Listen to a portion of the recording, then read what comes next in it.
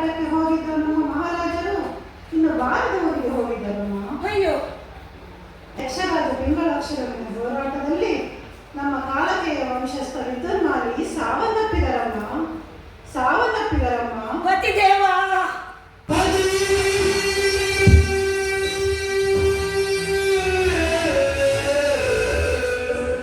ಶಿವನೇ,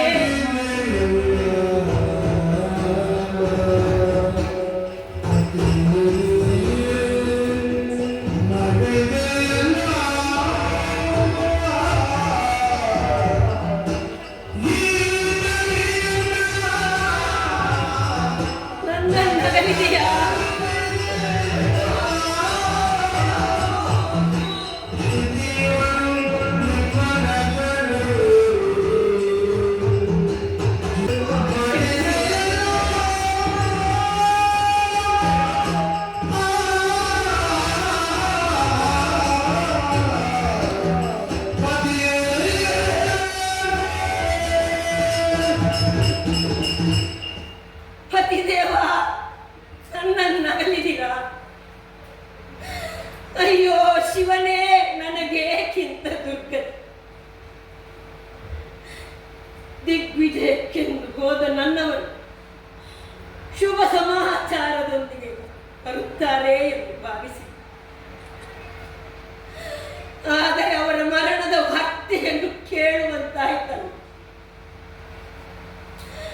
ನನ್ನನ್ನಗಲಿದಿರೇ ಶಿವನೇ, ಯಾಕೆ ಹೀಗಾಯ್ತು? ತ್ರಿದಶರನ್ನು ಗೆದ್ದ ತ್ರಿವಿಕ್ರಮಿಗೆ ಮರಣ ಉಂಟಾಯಿತು. ಕೇವಲ ಆ ಯಕ್ಷನೊಡನೆ ಹೋರಾಡಿ ಮಡಿದಿದೆ.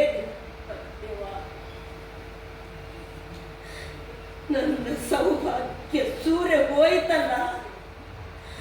ಪತಿಯನ್ನಗಲಿ ನಾನೆಂತೂ ಬದುಕಲಿ. ಶಿವನೇ, ನನಗೆ ದಾರಿ ಕಾಣದಾಗಿ ನನ್ನ ಕನಸುಗಳೆಲ್ಲ ನುಚ್ಚು ನೂರಾಗಿ ಹೋಯಿತು. ನನ್ನ ಆಸೆ ಗೋಪುರಗಳು, ಆಶಾ ಗೋಪುರ ಕುಸಿದು ಬಿದ್ದಿತ್ತು.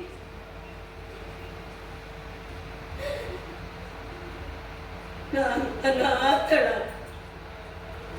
ನನ್ನ ಮಗನು ಅನಾಥನ. ಪತಿಯನ್ನಗಲಿ ನಾನೆಂತೂ ಬದುಕಲಿ. ಶಿವನೇ, ಹೇಗೆ ಬದುಕಲಿ? ಹತ್ತು ಕಣ್ಣೀರು ಬತ್ತಿ ಹೋಯಿತು.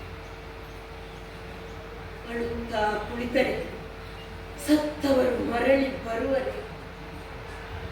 ನನ್ನ ಮಾಂಗಲ್ಯ ಭಾಗ್ಯವನ್ನು ಕಸಿದುಕೊಂಡ, ನನ್ನ ಹಣೆಯ ಕುಂಕುಮವನ್ನು ಅಳಿಸಿದ, ನನ್ನ ಸೌಭಾಗ್ಯವನ್ನು ಕಿತ್ತೊಗೆದ ಹಾಸುರರನ್ನು ಸುಮ್ಮನೆ ಬಿಡಲಾರೆ. ಯಾರಿದ್ದಾರೆ? ಹೌದು, ಸಮರ್ಥನಾದ ನನ್ನ ಮಗ ಮಹಿಷನಿದ್ದಾನೆ. ಅವನನ್ನು ಕರೆದು ಈಗಲೇ ವಿಷಯವನ್ನು ತಿಳಿಸಿ ಸುರರನ್ನು ಗೆದ್ದು ನಾಗವನ್ನು ವಶಪಡಿಸಿಕೊಳ್ಳುತ್ತೇನೆ. ಈಗಲೇ ಮಹಿಷನನ್ನು ಕರೆಯುತ್ತೇನೆ.